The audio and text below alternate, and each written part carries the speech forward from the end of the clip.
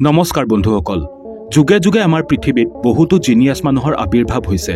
কিন্তু এই সকলৰ মাজত এনে কিছু মানুহো আছিল যিয়ে খুব কম বয়সতে এনেভাৱে মানুহৰ মন জয় কৰিবলৈ সক্ষম হৈছিল যে তেওঁলোকৰ মৃত্যুৰ কেইবা বছৰ পাছতো মানুহে তেওঁলোকক মনত ৰাখিছে এনে ধৰণৰ এজন মহান ব্যক্তি আছিল ব্ৰুচ লি যাক গোটেই পৃথিৱীৰ শ্ৰেষ্ঠ মাৰ্শাল আৰ্টিষ্ট বুলি আজিও সকলোৱে স্বীকাৰ কৰে তেওঁৰ ফাইটিং স্পীড ইমানেই ফাষ্ট আছিল যে সিনেমাৰ শুটিংৰ সময়ত তেওঁৰ একচন সিনবোৰৰ স্পীড 24 ফ্ৰেম পাৰ সেকেন্ড স্লো কৰি দিয়া হৈছিল নহলে সেই সিনবোৰ মানুহে চকুৰে মনিবই নোৱাৰিলে হয়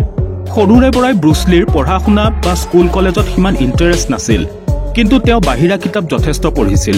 সেইবাবে তেওঁৰ লাইব্ৰেৰীটোত 2000তকৈ বেছি কিতাপ আছিল পৃথিৱীৰ অনেক মানুহে তেওঁক দা গ্ৰেট ফিলছফাৰ বুলিও কৈছিল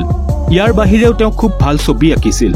যি সময়ত সাধাৰণ মাৰ্শাল আৰ্টছ খেলুৱৈসকলে 30ৰ পৰা 70 কেজি ওজনৰ পাঞ্চিং বেগ ব্যৱহাৰ কৰিছিল সেই সময়ত ব্ৰুচ লিয়ে 150 কেজি ওজনৰ পাঞ্চিং বেগ ব্যৱহাৰ কৰিছিল কাৰণ কম ওজনৰ পাঞ্চিং বেগে তেওঁৰ কিক আৰু পাঞ্চবোৰ সহ্য কৰিব নোৱাৰিছিল কিন্তু এই মহান মাৰ্শাল আৰ্টছ সাধকজনৰ মৃত্যুৰ আঁৰত আজিও বহু ৰহস্য লুকাই আছে ইয়াৰ আঁৰৰ কাহিনী কিয় সকলোৰে পৰা লুকুৱাই ৰখা হ'ল সেইবাবে আজি আমি সেই ৰহস্যৰ আঁৰৰ কাহিনী জানিবলৈ চেষ্টা কৰিম যি ইয়াৰ আগতে না আপুনি ক'বাত শুনিছে না ক'বাত পঢ়িছে তেওঁৰ টেলেণ্ট আৰু স্কিল সম্পৰ্কে শুনিলে আপোনাৰ গাৰ নোম শিয়ৰি উঠিব সেইবাবে ভিডিঅ'টো শেষলৈকে চাবলৈ অনুৰোধ জনালো ব্ৰুচ লিৰ জন্ম 1940 চনৰ 27 নৱেম্বৰ তাৰিখে আমেৰিকাৰ সান ফ্ৰান্সিস্কোৰ এটা চাইনিজ পৰিয়ালত হৈছিল ব্ৰুচ লিৰ মাক গ্ৰেছ হো আছিল এগৰাকী জাৰ্মান মহিলা সেইবাবে ব্ৰুচ লিক হাফ জাৰ্মান বুলিও কোৱা হৈছিল আৰু ব্ৰুচ লিৰ দেউতাক লি হুইচং আছিল এগৰাকী অভিনেতা ব্ৰুচ লিৰ 4জন ভাই ভনী আছিল কোনো কাৰণবশতঃ ব্ৰুচ লিৰ পৰিয়ালটো আমেৰিকাৰ এৰি হংকঙলৈ গুচি আহিবলগীয়া হয় যিহেতু ব্ৰুচ লিৰ দেউতাক এজন অভিনেতা আছিল সেইবাবে তেওঁৰ সিনেমা জগতখনৰ লগত যথেষ্ট ভাল সম্পৰ্ক আছিল দেউতাকৰ হাত ধৰি বহু সৰু কালৰ পৰাই ব্ৰুচ লিয়ে সিনেমা জগতত কাম কৰাৰ সুযোগ পায় যথেষ্ট কম বয়সতে তেওঁ এখনৰ পাছত সিখনকৈ প্ৰায় 20খন সিনেমাত অভিনয় কৰে ব্ৰুচ লি সৰুতে শাৰীৰিকভাৱে বেছ দুৰ্বল আছিল তেওঁলোক হংকঙৰ এনে এটা অঞ্চলত বাস কৰিছিল য'ত সেই অঞ্চলৰ ল'ৰাবোৰে ব্ৰুচ লিক মাৰধৰ কৰিছিল সেইবাবে ব্ৰুচ লিৰ দেউতাকে তেওঁক মাৰ্শাল আৰ্টছ তথা সেল্ফ ডিফেন্সৰ প্ৰশিক্ষণত নাম লগাই দিয়ে আৰু তেতিয়াৰ পৰাই তেওঁ মাৰ্শাল আৰ্টছ বিদ্যাত ইমান এক্সপাৰ্ট হৈ যায় যে সেই অঞ্চলৰ ল'ৰাবোৰে তেওঁৰ ওচৰলৈ আহিবলৈ ভয় কৰা হ'ল 13 বছৰ বয়সৰ পৰাই ব্ৰুচ লিয়ে বহুতো নামী দামী প্ৰশিক্ষকৰ পৰা মাৰ্শাল আৰ্টছ প্ৰশিক্ষণ গ্ৰহণ কৰিবলৈ সুযোগ পায় ইয়াৰ উপৰিও ভাৰতৰ গামা পালোৱানৰ পৰাও তেওঁ যথেষ্ট প্ৰভাৱিত হয় ব্ৰুচ লি মাৰ্শাল আৰ্টছত যেতিয়া সম্পূৰ্ণৰূপে পাৰ্গত হৈ যায় তেতিয়া তেওঁৰ ওচৰে পাজৰে থকা ল'ৰাবোৰক তেওঁ মাৰধৰো কৰিছিল আৰু ইয়াৰ বাবে তেওঁৰ দেউতাকে যথেষ্ট অভিযোগো শুনিব লগা হৈছিল আনকি পুলিচো এবাৰ এটা অভিযোগৰ বাবে ব্ৰুচ লিক বিচাৰি তেওঁৰ ঘৰ গৈ ওলাইছিল ব্ৰুচ লিৰ এই স্বভাৱত অতিষ্ঠ হৈ তেওঁৰ দেউতাকে তেওঁক আমেৰিকালৈ পঠিওৱাৰ সিদ্ধান্ত লয় আৰু পৰৱৰ্তী পঢ়া শুনা আমেৰিকাতে কৰিবলৈ নিৰ্দেশ দিয়ে ইয়াৰ পাছত দেউতাকৰ নিৰ্দেশ মতে ব্ৰুচ লিয়ে ইউনিভাৰ্চিটি অফ ৱাশ্বিংটনত নামভৰ্তি কৰে কিন্তু পঢ়া শুনাত তেওঁৰ একেবাৰে মন বহা নাছিল সেইবাবে তেওঁ কলেজৰ অন্য ছাত্ৰ-ছাত্ৰীক মাৰ্শাল আৰ্টছৰ প্ৰশিক্ষণ দিয়া আৰম্ভ কৰে আৰু তাৰ পৰা কিছু টকাও উপাৰ্জন কৰিবলৈ লয় সেই সময়তে লিণ্ডা এমৰে নামৰ এগৰাকী যুৱতীৰ লগত তেওঁৰ পৰিচয় হয় প্ৰথম দেখাতেই দুয়োৰে মাজত প্ৰেমৰ সম্পৰ্ক গঢ়ি উঠে আৰু 1966 চনত দুয়ো বিবাহপাশত আবদ্ধ হয় ইয়াৰ পাছত তেওঁলোকৰ দুটি সন্তান জন্ম হয় ছোৱালী সন্তানটিৰ নাম ৰাখে চেনন লি আৰু পুত্ৰ সন্তানটিৰ নাম ৰাখে ব্ৰেণ্ডন লি লাহে লাহে ব্ৰুচ লিয়ে মাৰ্শাল আৰ্টছত নিজৰ পৰিচয় স্থাপন কৰিবলৈ আৰম্ভ কৰে তেওঁৰ সম্পৰ্কে কোৱা হয় যে তেওঁ নানচাকুৰ দ্বাৰা 725 কেজি শক্তি উৎপন্ন কৰিব পাৰিছিল যাৰ আঘাতত কোনো ব্যক্তিৰ মৃত্যুও হ'ব পাৰে কিন্তু এই মহান ব্যক্তিজনে পানীলৈ অত্যন্ত ভয় কৰিছিল সেইবাবে তেওঁ কেতিয়াও সুইমিং শিকা নাছিল আপুনি হয়তো জানি আচৰিত হ'ব যে ব্ৰুচ লিৰ এটা মাত্ৰ পাঞ্চে 148 কেজি শক্তি উৎপন্ন কৰিছিল উদাহৰণস্বৰূপে যদি কোৱা হয় যে 48 কিলোমিটাৰ গতিবেগত যদি এখন গাড়ীয়ে কোনো ব্যক্তিক খুন্দা মাৰে আৰু আনহাতে ব্ৰুচ লিয়ে যদি এটা পাঞ্চ মাৰে সেই ক্ষেত্ৰত ব্ৰুচ লিৰ সেই পাঞ্চটোৱে ব্যক্তিজনক বেছি আঘাত কৰিব ব্ৰুচ লিৰ হাতত ইমানেই শক্তি আছিল যে তেওঁ যদি 3 ইঞ্চি দূৰৰ পৰা কাৰোবাক আঘাত কৰে তেনেহলে সেই ব্যক্তিজন 9 বা 10 ফুট দূৰলৈ ছিটিকি যাব আৰু ব্ৰুচ লিৰ এটা ফুল পাৱাৰ পাঞ্চত যিকোনো এজন ব্যক্তি 20 মিটাৰ দূৰলৈকে ছিটিকি যাব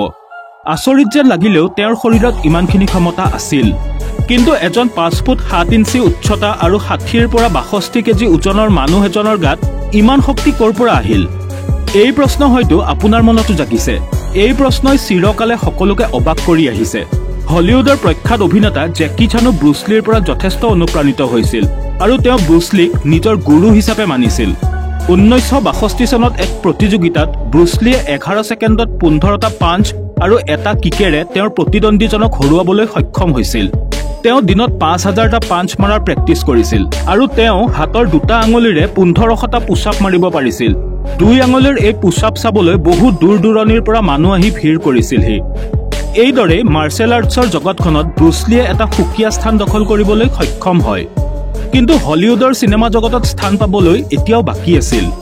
1964 চনত তেওঁ এখন টিভি ধাৰাবাহিকত কাম কৰাৰ সুযোগ পায়, যাৰ নাম আছিল দ্য গ্ৰীণ হৰ্নেট।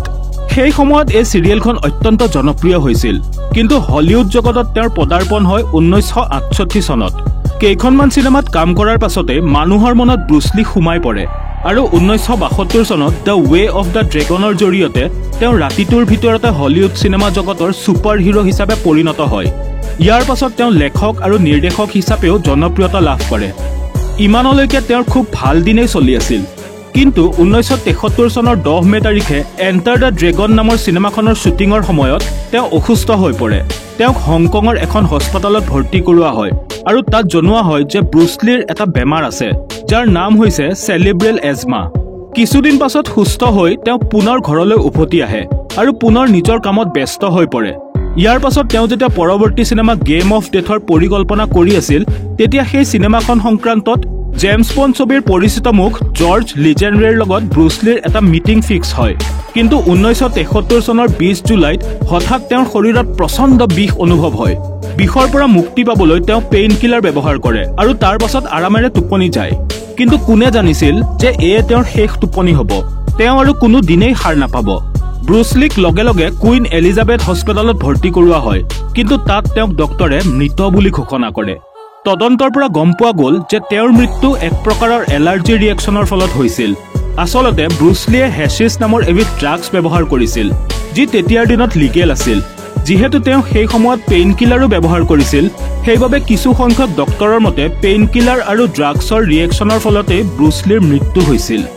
ইয়াৰ উপৰিও মৃত্যুৰ কেইমাহমানৰ আগতে ব্ৰুচলিয়ে কাষলতিত থকা ঘামৰ গ্ৰন্থি অপসাৰণ কৰাৰ বাবে এক চাৰ্জাৰীও কৰিছিল। বহুতে ভাবে যে ইও ব্ৰুচলিৰ মৃত্যুৰ এটা কাৰণ হ'ব পাৰে, কাৰণ ঘামে আমাৰ শৰীৰৰ পৰা টক্সিন কম্পনেণ্ট বাহিৰলৈ উলিয়াই পঠিয়ায়। যদি ই শৰীৰৰ পৰা ওলাই নাযায়, তেনেহ'লে আমাৰ শৰীৰত মাৰাত্মক ৰোগে দেখা দিব পাৰে। হংকং চৰকাৰে ব্ৰুচলিৰ মৃত্যুৰ ৰহস্য উদ্ঘাটনৰ বাবে এক তদন্ত কমিটি গঠন কৰি দিয়ে, কিন্তু আচল ৰহস্য কোনোদিনেই ফাদিল নহ'ল।